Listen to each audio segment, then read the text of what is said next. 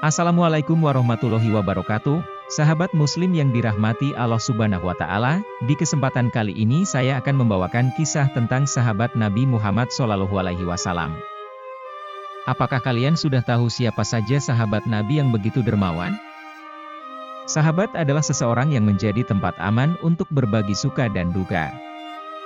Definisi sahabat bagi Nabi Muhammad adalah orang yang pernah berjumpa dengan Nabi dalam keadaan beriman dan meninggal dalam keadaan Islam. Sahabat Nabi adalah orang-orang berprestasi untuk urusan dunia dan akhirat. Mereka terus menebar kebaikan dan pengorbanan sampai akhir hayatnya. Hal ini terlihat dari minat para sahabat untuk bidang filantropi atau wakaf sosial. Begini kisahnya. 1. Abu Bakar As-Siddiq. Di mana ada Nabi Muhammad, di situ ada Abu Bakar. Mereka bersahabat bukan hanya untuk senang-senang, akan tetapi juga membuat kolaborasi apik untuk wakaf. Dalam kisah Nabi Muhammad semasa, beliau pernah mendapatkan hibah berupa tanah yang merupakan milik anak yatim dari Bani Najjar. Melansir dari tabung wakaf, hibah tersebut Rasulullah tolak karena Rasulullah tidak mungkin mengambil hak anak yatim begitu saja. Beliau memutuskan untuk membelinya saja dengan harga 10 dinar, lalu Abu Bakar As-Siddiq yang membayarnya. Tanah wakaf tersebut digunakan untuk perluasan Masjidil Haram. Ekspansi dilakukan karena jumlah muslim semakin bertambah hingga masjid diperluas menjadi 50 kali 50 meter. Dalam sejarah, bukan hanya kolaborasi Nabi Muhammad dan Abu Bakar untuk wakaf tanah perluasan masjid, tetapi juga saudagar kaya raya Abdurrahman bin Auf. 2. Umar bin Khattab. Umar bin Khattab tampak luar merupakan sosok tegas dan tegar, namun lembut di dalam hatinya. Ia mewakafkan tanah di Khaybar untuk disulap menjadi kebun kurma produktif pada tahun ke-7 Hijriah. Walaupun ia menyukai tanah tersebut, tanpa berat hati ia mewakafkan tanahnya dan hasil kebun ia sedekahkan kepada fakir miskin, hamba sahaya, fisabilillah, atau orang-orang yang membutuhkan. 3. Utsman bin Affan.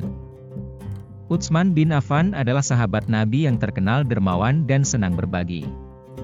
Selain berjasa dalam membentuk mushaf yang rapi, ia gemar membuat kebaikan berkelanjutan, seperti wakaf sumur yang masih hidup hingga sekarang. Awal mulanya, ia melakukan wakaf sumur saat Madinah mengalami musim pancaklik. Saat kota sedang kesulitan air bersih, satu-satunya sumber air yang tersisa dimiliki oleh seorang Yahudi, yaitu sumur Raumah. Rasa air dari sumur tersebut mirip dengan air Zam-Zam yang ada di Mekah. Masyarakat pun rela antri untuk membeli air bersih dari Yahudi. Melihat kondisi tersebut, Rasulullah bersabda, "Wahai sahabatku, siapa saja di antara kalian yang menyumbangkan hartanya untuk dapat membebaskan sumur itu, lalu menyumbangkannya untuk umat, maka akan mendapatkan surganya Ta'ala." HR Muslim. Utsman segera menemui pemilik sumur untuk berbicara dan tawar-menawar. Awalnya, Yahudi enggan untuk menjual sumur karena aset tersebut merupakan mata pencariannya. Supaya empu sumur tetap hidup berkecukupan, Utsman pun menawar untuk membeli setengah sumur. Sang Yahudi pun sepakat. Akan tetapi, karena kebutuhan yang tinggi, Utsman pun menawar lagi untuk membeli seluruh sumur. Atas kesepakatan harga, Yahudi pun setuju untuk menjual seluruh sumurnya. Semua orang dapat menggunakan air secara gratis, termasuk Yahudi sebagai sang empu sumur. Lingkungan di sekitar sumur tumbuh subur, kehadiran sumur menjadi berkah bagi seluruh masyarakat karena air melimpah ruah. Lingkungan di sekitar sumur juga ditumbuhi 1.500 pohon kurma yang hasilnya layak dijual ke pasar. Sampai sekarang, hasil dari kebun kurma dikelola dan diawasi oleh Departemen Pertanian Arab Saudi. Sebagian dari keuntungan digunakan untuk membiayai anak-anak yatim atau fakir miskin. Lalu, sebagian disimpan di rekening khusus atas nama Utsman bin Affan. Saking melimpah, surplus digunakan untuk membeli tanah di kawasan elit untuk membangun hotel pariwisata di dekat Masjid Nabawi. 4. Ali bin Abi Thalib. Sahabat adalah sosok yang hadir saat suka dan duka. Ali bin Abi Thalib adalah sahabat Nabi Muhammad yang belajar tentang Islam sejak usia dini. Salah satu bentuk pengorbanannya yaitu Ali menyamar menjadi Nabi Muhammad dengan tidur di atas tempat tidurnya saat Rasulullah hijrah. Saat kaum kafir Quraisy ingin menyerang, ternyata mereka menemukan Ali yang berada di tempat tidur.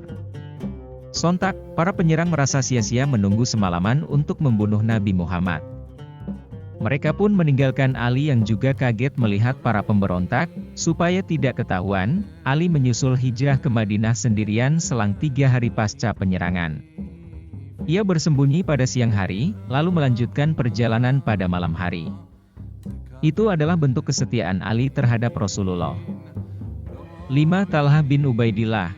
Semasa hidupnya, Nabi Muhammad dikelilingi oleh sahabat yang dermawan, seperti Talhah bin Ubaidillah. Ia mewakafkan harta berupa kebun miliknya sendiri. Kalau beliau terlalu memikirkan duniawi, ia bisa saja menjual kebun Bairuha dengan harga sangat mahal. Akan tetapi, Abu Talhah bukanlah sosok tamak. Ia tanpa ragu berwakaf untuk meningkatkan kesejahteraan umat Islam.